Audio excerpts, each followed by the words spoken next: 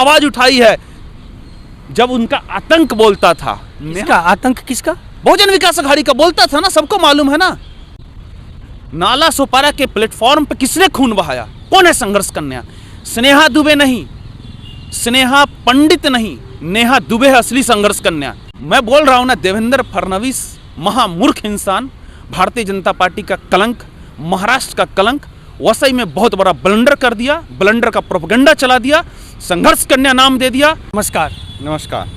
क्या कहेंगे, महानगर पालिका चुनाव की तारीखें अब नज़दीक आ रही है, अभी घोषणा नहीं हुई है, लेकिन जिस तरह से वसई विरार शहर में मुद्दों को लेकर के भाजपा और बविया में एक युद्ध सा चला हुआ है, क्या कहेंगे, कैसे देखते हैं इन मुद्दों को? देखिए, इसमें दो बात है, क्योंकि आपने बोला कि मुद्दा और चुनाव, तो पहली बात यह है कि ठीक है, अब चुनाव तो होना ही था और चुनाव का बिल्कुल मतलब कि बजा दिया गया कि भाई चुनाव होगा। लेकिन दूसरी बात ये जो है कि मुद्दा, मैंने जो अनुभव किया है, वसई विरार मुद्दा विहीन राजनीति रहा है। यहाँ पे आरोप प्रत्यारोप चलता है। मुद्दों को लेकर के ही तो पिछला विधानसभा चुनाव हुआ है जिसमें बीजेपी को बहुमत मिली है। नहीं, वहाँ कोई मुद्दा नहीं है। देखिए, मुद्दा हमने कवरेज किया है सर, यहाँ ट्रैफिक समस्या थी। हाँ, मैं आपकी बात को काट नहीं रहा हूँ, उसमें कहीं मुद्दा नहीं था। उसमें क्या था, एक परिवर्तन हो जाएगा। लेकिन किस चीज़ का परिवर्तन हो जाएगा? आपकी बात सही है, ट्रैफिक समस्या आप दूर कर देंगे, टूटे हुए रोड को आप अच्छा रोड बनवा देंगे, महानगर पालिका का जो बजट है उसको आप बढ़ा देंगे।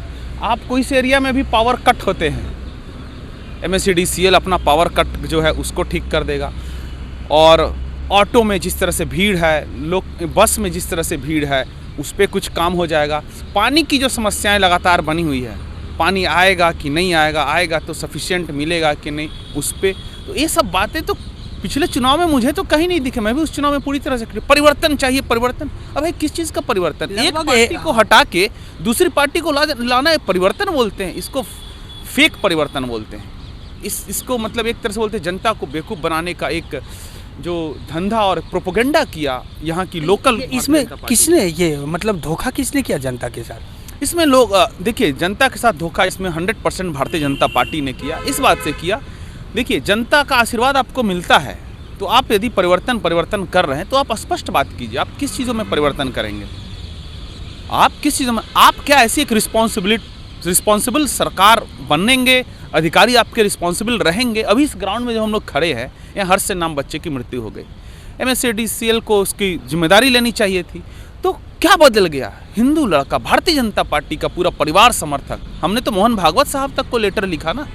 तो क्या परिवर्तन हुआ? तो यहाँ पे भारतीय जनता पार्टी ने बहुत ज़बरदस्त धोखा दिया। इसमें कुछ बुरी बात नहीं कि कोई भारतीय जनता पार्टी का समर्थक है उसको वोट दे सकता है, भारतीय जनता पार्टी के लोग जीत सकते हैं, हिंदू धर्म का, हिंदू मुस्लिम का जो मुद्दा है वो बन सकता है। लेकिन ठगे सब जाते हैं, हिंदू भी ठगा जाता है, मुस्लिम भी ठगा जाता है। कहीं आपको परिवर्तन यदि दिख रहा हो तो मुझे ज़रूर बताइएगा, मैं भी अप्रिशिएट करूँगा, चाहे राजन नाइक साहब हो गए या अपनी इधर जो भी वसई की विधायिका हो गई हो। पर मैडम के बारे में तो आजकल एक और द्वंद चली है सोशल मीडिया पे कि रील और real, reel versus real. Reality होगी तभी तो रील बनेगा। नहीं, इससे भी बड़ा द्वंद की मैं बात करना चाहता हूं, जो बार बार मैं कहता हूं। देखिए, देवेंद्र फडणवीस जो है एक नंबर का फेक इंसान है। उस इंसान ने क्या किया, वो इंसान ने एक से एक ब्लंडर किया महाराष्ट्र में। देवेंद्र फडणवीस ने एक ब्लंडर क्या किया, उसने खुद को अप्रिशिएट करने के लिए 2 मिनट मुझे दीजिएगा, नहीं तो बात क्लियर नहीं होगी। उसने क्या किया देवेंद्र फडणवीस ने कि एक तख्ती उठाया, उस पर लिख दिया देवा भाऊ, और खुद गले में लटका के घूमने लगे कि मैं देवा भाई हूँ। किसी ने देवेंद्र फडणवीस को देवा भाव नहीं बोला। गांधी जी को महात्मा किसी ने बोला था, इसको किसी ने नहीं बोला, कोई हिस्ट्री नहीं है आज तक। खुद एक तख्ता में लिखते हैं, पहुँच जाते। ये आदमी एक महा ब्लंडर कर देता है वसई विरार के बारे में, इसको जीरो नॉलेज है। महाराष्ट्र अपने आप को मराठी बोलता है, महाराष्ट्र का बोलता है, भूमिपुत्र बोलता है, RSS का अपने आप को बताता है। जीरो नॉलेज है इस आदमी के बारे में। वसई में इतना बड़ा ब्लंडर किया देवेंद्र फडणवीस ने, संघर्ष कन्या नाम दे दिया है, संघर्ष कन्या नाम दे दिया। कौन है संघर्ष कन्या जी? क्या मालूम है आपको वसई विरार के बारे में, नाला सोपारा के बारे में? नाला सोपारा के प्लेटफॉर्म पे किसने खून बहाया? कौन है संघर्ष कन्या? स्नेहा दुबे नहीं, स्नेहा पंडित नहीं, नेहा दुबे है असली संघर्ष कन्या। नेहा दुबे, स्नेहा पंडित नहीं, नेहा दुबे असली संघर्ष कन्या। दोनों एक ही पार्टी के हैं, मुझे उनके पार्टी के बीच में नहीं पड़ना है। लेकिन भाई हम लोग भी तो यहाँ रहने वाले लोग हैं, यहाँ पे बड़े हुए हैं, यहाँ बूढ़े हो रहे हैं, एक बात बोल रहे हैं। तो इतना ब्लंडर आदमी है ये देवेंद्र फडणवीस, राज्य स्तर पे ब्लंडर करता है और वसई स्तर पर ब्लंडर किया। कोई संघर्ष कन्या नहीं है, सेल्फी कन्या हम इन्हें बोलते हैं, और भी 2-3 तरह का कन्या बोलते हैं। आगे आने वाले चुनाव में हम इसका खुलासा करेंगे। असली संघर्ष कन्या नेहा दुबे, भले उनकी ही पार्टी की है, हमारे संघर्ष में आती थी सर। हम लोग यहाँ धरना देते थे, पुलिस के खिलाफ धरना देते थे, पुलिस एट्रोसिटी के खिलाफ धरना देते, हमारे मंच पे आके हमारा हिम्मत बढ़ाती थी। हम उस नेहा दुबे को जानते हैं। और तो और सुनिए, वो नेहा दुबे परिवर्तन का डमरू नहीं बजाई, उन्होंने परिवर्तन संस्था को एक जमाने से रजिस्टर किया हुआ है, जितना मेरे को नॉलेज है, और आज भी समाज का काम कर रही है। 41 बिल्डिंग में वो आई थी, 41 बिल्डिंग में आई थी वो। तो फर्क है स्नेहा और नेहा में?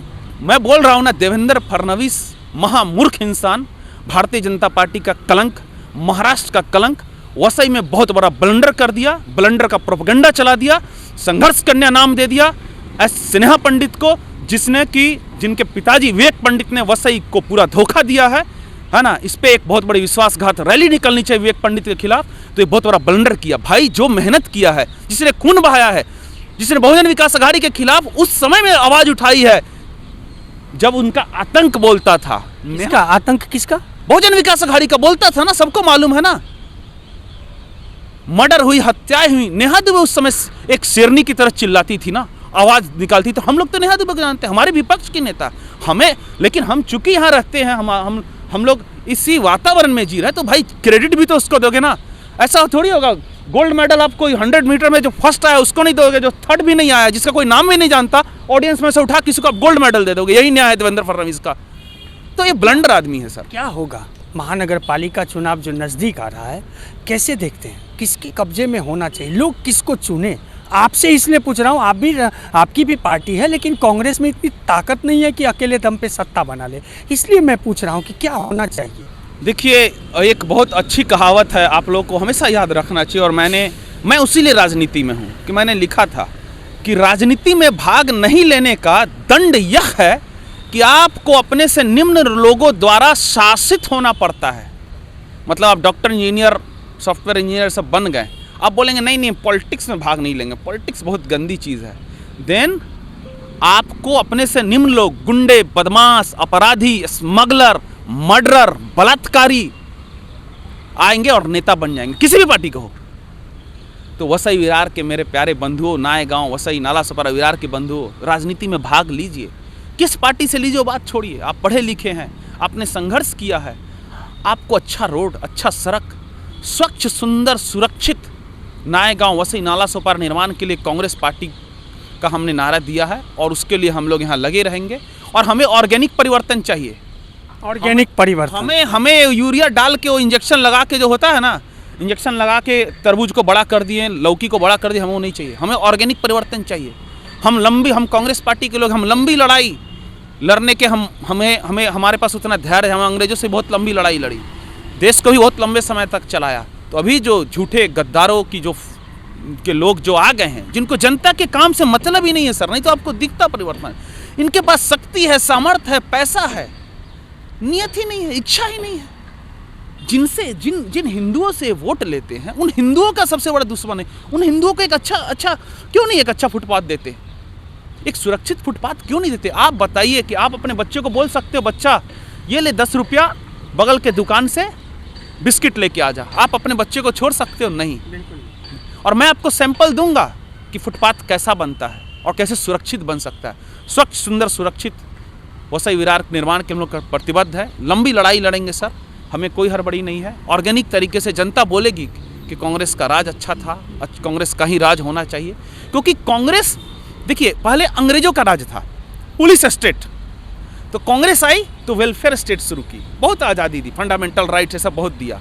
अब हो क्या रहा है, इतनी बड़ी त्रासदी हो रही है वसई, विरार, नालासोपारा, नायगांव के लोगों, सुन लो, फिर से इस देश को, महाराष्ट्र को, वसई विरार को भारतीय जनता पार्टी के नेतृत्व में फिर से पुलिस स्टेट बनाया जा रहा है। वेलफेयर स्टेट हटाया जा रहा है, जन कल्याण राज्य से हटाया जा रहा है और फिर से पुलिस स्टेट बनाया जा रहा है। मतलब अधिकारियों को इतना पावर दे दो कि पुलिस जो बोले होगा, पुलिस बोले दिन में रात तो रात। कलेक्टर को इतना पावर दे दो कि जो करे, पुलिस कमिश्नर को इतना पावर दे दो जो करे, महानगर पालिका के कमिश्नर को इतना पावर दे दो कि जो बोले। आप आज़ाद दिखेंगे, 15 अगस्त 26 जनवरी मनाएंगे, लेकिन आप आज़ाद नहीं रहेंगे। उनके मन में जनता का डर नहीं रहेगा। ये बना रही है भारतीय जनता पार्टी और इसकी बहुत बड़ी कीमत चुकानी पड़ेगी। सोच समझ के वोट दीजिए।